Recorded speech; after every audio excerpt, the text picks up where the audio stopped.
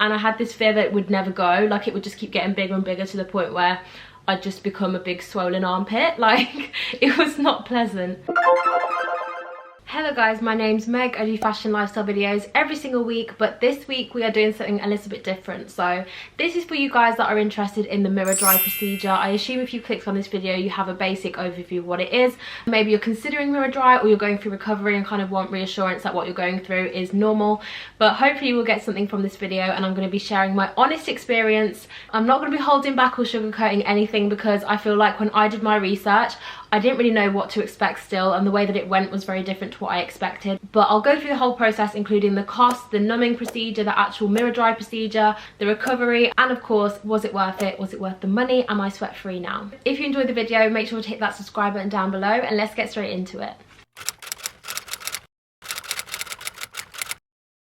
So Miradry is supposed to be a non-invasive procedure that is supposed to reduce your sweat. So this is designed for people that have hyperhidrosis, which I did. So I felt like I was excessively sweating for no apparent reason. If it was literally snowing, I'd be sweating and I was just like, I'm cold, but my underarms just don't seem to know that I'm not in the Sahara Desert. It's something that's really bothered me. I don't think other people noticed it because I was good at hiding it, but it was definitely something that made me more self-conscious. And it was really annoying as someone who really prides myself on my hygiene, like always having showers and making sure I'm fresh, wearing perfume. I just felt like this wetness under my arms was really annoying me, and I was so aware of it that it kind of affected my life quite dramatically. I'd never be able to wear something like this or something that exposed my underarms, because I just would have been so conscious the whole time, and deodorant didn't seem to help at all. So this is for people that maybe have it to my extent, or worse, you might have dripping underarms, which I didn't. Mine were just kind of moist. But they do recommend if you do have more severe hyperhidrosis, you can go back for a second treatment, and if yours is more kind of mild to moderate, then you can have just one and see how you feel. In terms of the cost, I think I paid like $1,495, but if you get the second procedure, normally it's a bit cheaper. That is a UK cost. I think in America it might vary, I'm not too sure. The alternative was to get botox injections, but you have to keep going back every like 6 months to a year. I don't like injections, so I'd rather just pay more and have it done straight away, because I think long term anyway the payments of botox would add up and end up being more expensive. But it's important to note that Miradry is not designed to eliminate all sweating. It is just designed to reduce sweating, whereas if you get the botox injections, they are meant to fully eliminate your sweating, but obviously it's not permanent, whereas this is. If you're based in the UK and you're near Birmingham, I got mine done at Cat & Co Aesthetics Clinic. I can't fault the staff. They were so welcoming, so friendly, and were great through the whole procedure. But the procedure itself, I need to spill some tea, because honestly it is not how I expected it, and I just want to prepare you guys for kind of, not the worst, but I want to prepare you guys for how it was for me. So let's first go through the whole process. So first was the numbing process.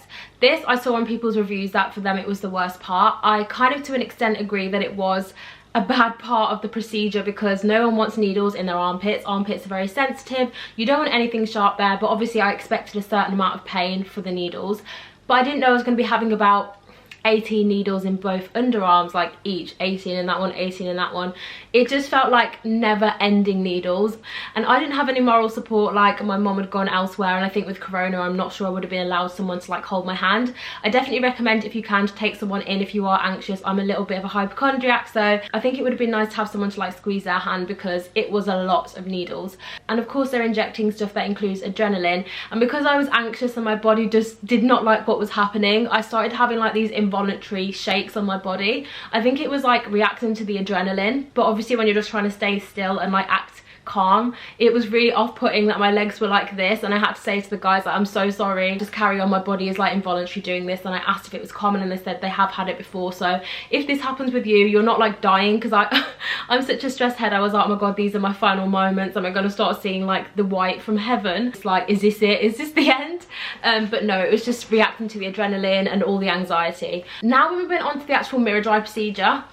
Did not feel a thing, and when I say a thing, like nothing. And the actual machine was making like this really nice angelic music noise. It was really weird to explain, but that part of the procedure, I don't know how long it was. It felt quite long, maybe like 45 minutes, but I couldn't feel anything. I couldn't feel any heat, couldn't feel any pressure, which I think just shows the importance of numbing. And I literally said to them, like, I can't feel anything. Does anyone ever get this procedure without the numbing, like in case I wanted to come back and not go through the needles? And they said you physically couldn't get it done without numbing. It would be like microwaving your armpits. So safe to say the numbing was very effective, but it was just a bit traumatic. All in all, I'd probably say it took about an hour and a half to do the whole procedure, and then immediately after they put ice packs under my arms, because this is where we go on to the recovery and the whole swelling, which for me was the worst part of the whole thing. So just a quick disclaimer, if you don't like kind of gruesome images of quite intense swelling and bruising and nasty armpitness, you might want to skip this section. I have put chapters in the video so you can just skip to the conclusion, but for those of you that want the nitty-gritty on what my healing process looked like, stay tuned, because there's going to be quite a lot of images over like 4 or 5 days of me healing. So when I got home after the procedure, which was probably about an hour, they looked like this.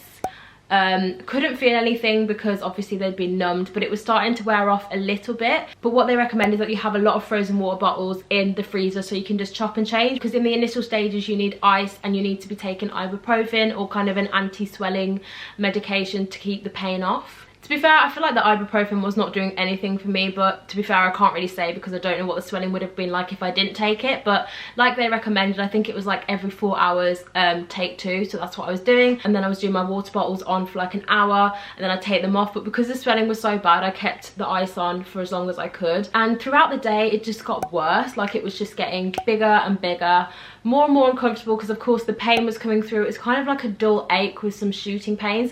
I wouldn't say the pain itself was the problem. It was the uncomfortableness of being so swollen. And this is the same for the whole of the healing process. I just hated how weird I felt being so swollen, and I had this fear that it would never go. Like, it would just keep getting bigger and bigger to the point where I'd just become a big swollen armpit. Like, it was not pleasant. This is what they looked like the next day. So they were still growing. Like, I woke up feeling like, oh, I hope if I look today they've miraculously gone down. No, don't expect them to go down straight away. It hasn't even been 2 days, but I feel like it just felt like so many days had passed just because it was so uncomfortable and I was focusing on it. They do recommend that you book off like 4 days or so for downtime, so obviously I wasn't doing anything particularly, so I was just focusing on the growing bulge in my underarm. But you can see on this picture that the location of the swelling has now changed. So in the picture before, it was all kind of under the armpit, but now it's kind of moving to the front and also moving down into this type of area, which also scared me because I was like, oh my god, it's spreading, where's it going to spread to?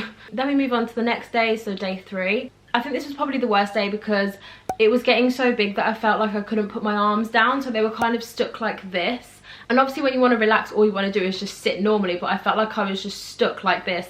It feels like 2 massive golf balls under your arms, really. Like, if you try and imagine that, it's not comfortable. It doesn't feel normal because you never normally have something stuck there. And the swelling was definitely starting to move down into my arms as well. And I've got very kind of thin, scrawny arms, so it felt weird to have like bigger arms. And this was day 4. I'd say it kind of stopped growing at this point, but it still felt very much there, and it was still moving around, and it was still getting bigger in probably my arm. I literally looked like a weird macho gym man at one point. It was just quite laughable, but it wasn't very nice going to sleep because I was having to sleep kind of on my back, and normally I sleep on my side, but obviously I couldn't, and I try and sleep with one arm up and then the other one down. But I think because I was kind of quite anxious about it, I was worried that I'd end up like damaging it by moving in my sleep or something, so sometimes it did take me a long time to get to sleep. And my underarm hair was growing back at this point too. It does say that it can get rid of your underarm hair to an extent. I would say it definitely has for me, but it's actually made it worse in a way because it's given me kind of dark patches, and it's made it more obvious where the hair still is. So like when I'm fully shaved, it looks like this, but it just looks darker and more hairy than it did prior to the procedure. So for me, it hasn't worked out great, but it's not the end of the world, and I'll just carry on doing like hair laser removal instead. So this was a few days on where my underarms weren't really affecting my daily life anymore, but there were definitely still kind of lumps, and they were getting harder under the skin, which is something that was really scaring me because I was like, oh my god, hard lumps. You know, you kind of associate hard lumps under an armpit with like cancer and things like that, but again, that's my anxious brain.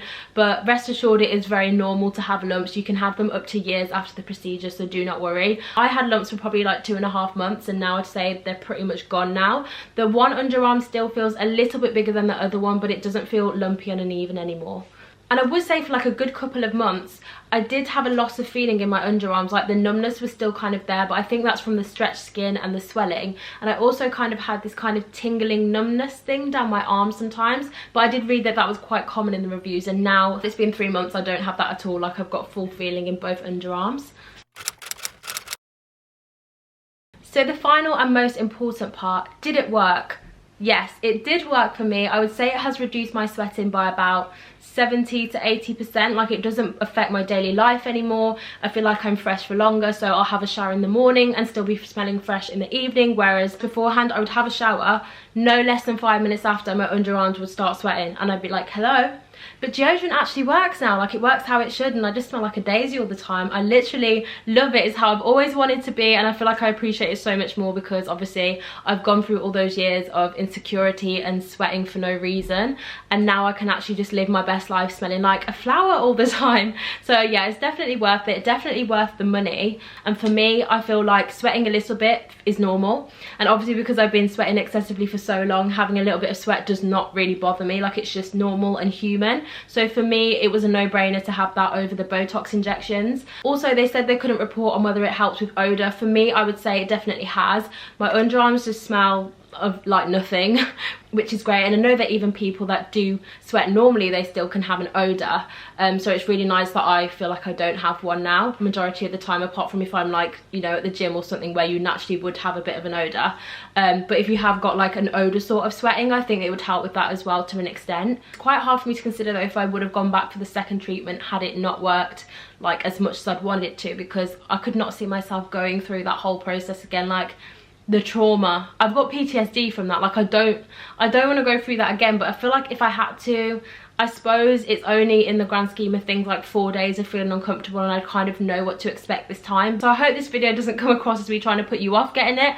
I'm just trying to give you the reality that it's not all sunshine and rainbows. The healing process is quite intense for some people, not everyone. I feel like I got the bad end of it because a lot of reviews and a lot of pictures that people have submitted on forums and stuff, it doesn't even get as bad as mine was on the first day. So don't necessarily think this is how you will react. Kind of everyone's different. I think I've got extra sensitive underarms too, but I just want you to make an informed decision and know exactly what you're going in for. You know, take someone in with you for moral support if you need it. Take some CBD oil if you're quite anxious. Make sure that you get those frozen water bottles ready for when you come home so you can swap them over, and get packs and packs of ibuprofen because I was taking that for like 5 days straight. Book some time off work, maybe find some hobbies that you can do kind of to take your mind off it. But importantly, I really want this video to give you reassurance if you are currently going through recovery and going through a similar traumatic process that I went through, knowing that you're going to be okay in the end. It's not going to be like that forever. It is normal to react like that. Some people are more sensitive than others, and it is so worth it in the long run. So yeah, I can vouch for Miradry, but non-invasive, I would argue with that term because I think it is quite misleading. Non-invasive probably in relation to, I don't know, getting like your heart taken out, but I still would say it's quite invasive because it's in a sensitive place. I suppose it means like you don't get put under and like you don't go necessarily inside the body, but I just think it does, at least for me, feel invasive. So don't expect it to be a really easy procedure. It might be for you, but it definitely wasn't for me. And yeah, let me know down below what your experience has been with Miradry, or if you have any more questions, if you're umming and ahhing whether to get it or get botox injections.